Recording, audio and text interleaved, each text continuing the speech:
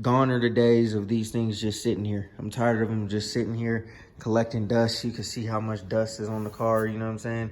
And this is just sitting in the garage. Like, you can see how much is on the top. What's good, Grind Schoolers? It's your boy, Rob, and today, we're not really in the shop, but we just gonna update on the Elko.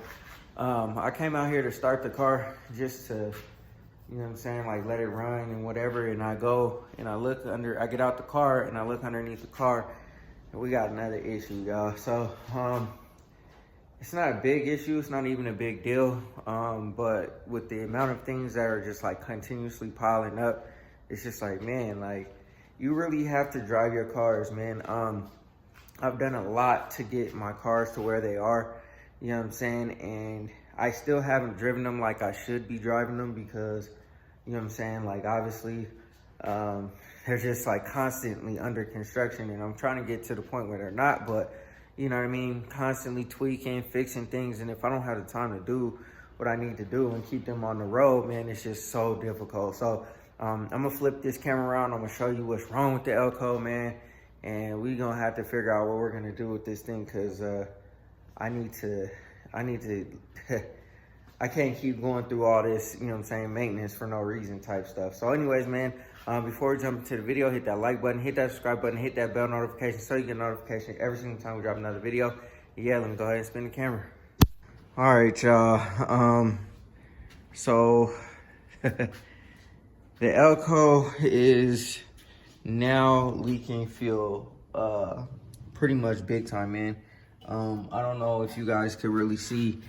The ground is really wet. And so I guess this fuel filter is just spewing oil, fuel out of it. Pretty much the bottom, it looks like it was leaking from the bottom hose. So I think that's pretty much what needs to be replaced. And I'm not really too crazy about replacing it right now because like I said, the car's just sitting here, but now I really can't start it. I don't really heat up the car that much. I guess the header's a little bit toasty. Not too hot to the point where it ignite anything, but you know, I thought the car was good. I just came out here to start it, see what was going down with it, just to hear it for a little bit, just because I love hearing this small block, you know, cam.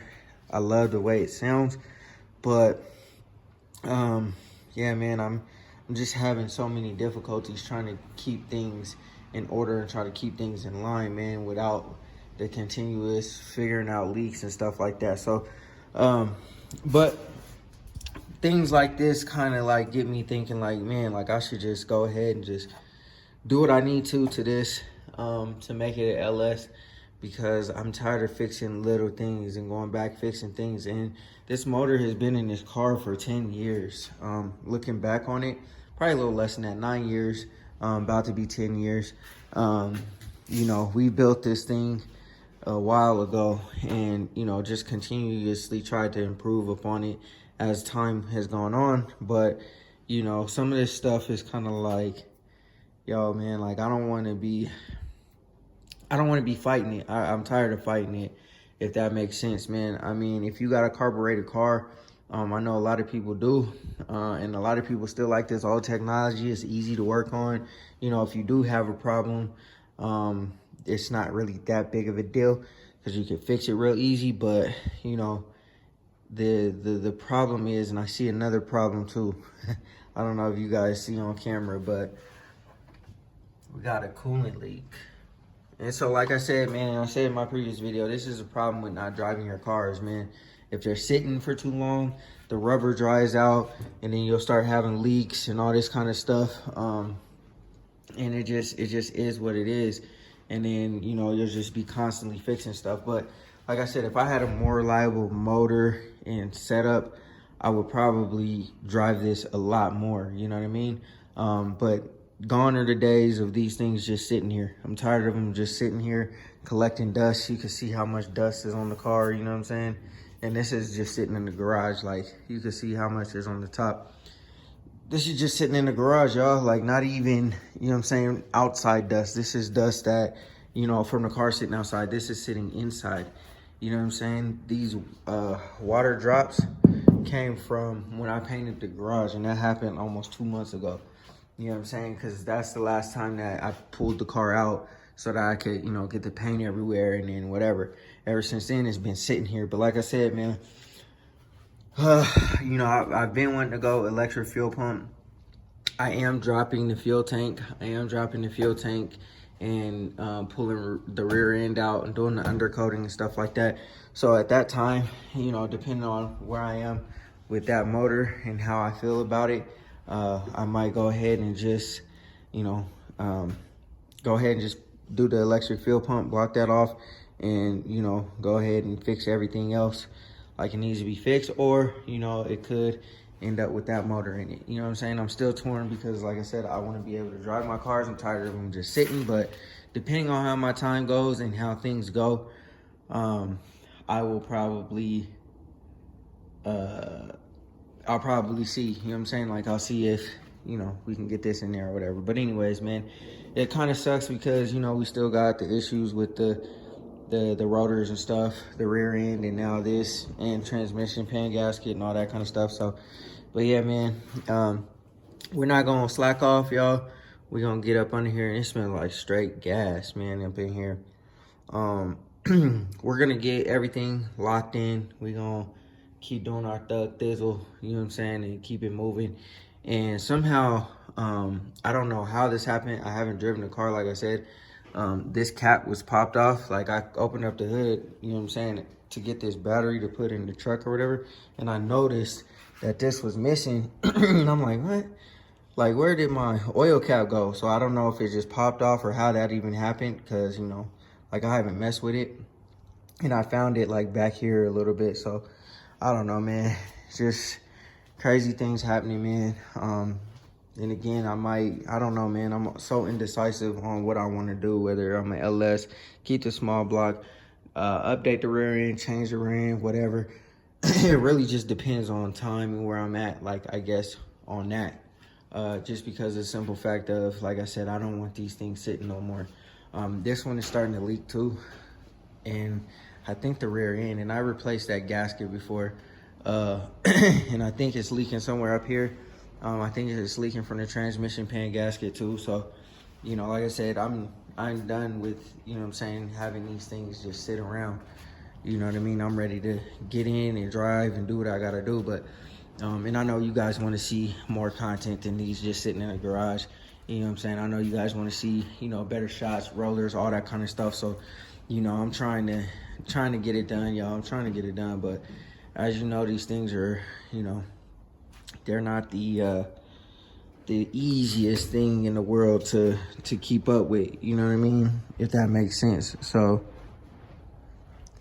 they look good though, man. They look good. So they're not the easiest things to keep up with. You know, if you have an old school, there's things you're always messing with them, you're always tinkering on them, and it just is what it is. But anyways, man, this small block looks really, really good, man. That's a large part of the reason why I don't kind of want to take it out too, because it still looks good, minus the valve covers and the headers and stuff like that, and then the accessory drive. If I change all that stuff out, this would be good to go. But you know what I mean? Like I said, just the reliability factor. This motor's been in here, like I said, for 10 years. I've constantly updated as I've gone on, but there's still so much more that needs to be done. But anyways, man, like I said, I just cut the camera on just to tell y'all, you know, kind of update y'all on the Elko. There's really nothing going on with it, other than just sitting here. I am trying to actively get back to it though. So, I mean, it's just gonna take time, y'all. It's just gonna take time, and I wanted to cut y'all on because I did discover a new problem. Because I wasn't originally gonna cut the camera on, but I just, you know, I turned the car on so y'all could hear it, or so that I could hear it for a second, and then that's what happened. So yeah, man. Anyways, the Elko is officially down. I don't even want to start it no more because I can't move it nowhere. And with that much fuel that's leaking out, it's literally pouring out of that hose right there. So I don't want to, you know, catch nothing on fire, especially up in my garage and whatnot. So I'm gonna leave her be, and then we'll, you know what I'm saying, figure out another game plan eventually, I guess. Y'all, you know what I'm saying? I know today's video is short, sweet, simple, to the point. I don't really, it's not a video obviously that I wanted to make, just because of the simple fact of I'm tired of things being wrong. I just want to cruise. I just want to drive. You know what I'm saying? Like, I just want to have fun. You know, it's crazy because, you know, like in the southern states, in the western states, like, you know, Cali and stuff like that, like, y'all don't deal with a lot of weather. So y'all could ride year round and it's all good. And I'm seeing a lot of people, you know what I'm saying, like going to all these different types of shows and stuff like that. And where I'm at, you know what I'm saying, you get a small window where you could drive your car and have fun, and there's not that many shows. So every show that you miss out on, it's just like, dang, like now we talking about another year until, you know what I'm saying, we have shows again in the summer. And you know what I'm saying, that's kind of like a little bit daunting, because it's like, dang, I only make 1 or 2 shows a year, if that, you feel me? And then you gotta wait a whole nother whatever. And this is what I love to do, man. The car hobby, I'm sure like a lot of you guys that watch the channel, the same thing for y'all. This is what y'all like to do. Y'all like to do the cars. Y'all like to go to the car shows and do all this kind of stuff. You know what I'm saying? It's a much different feeling when you are a spectator or when you're actually in it. You know what I'm saying? It's two totally different feelings. And, you know, I'm tired of being like a spectator. You feel me? Like, it's cool, but it's like, man, like, I want my car to be up in here too. You feel me? So, I'm really, like, really trying to fixate on getting my stuff ready to go.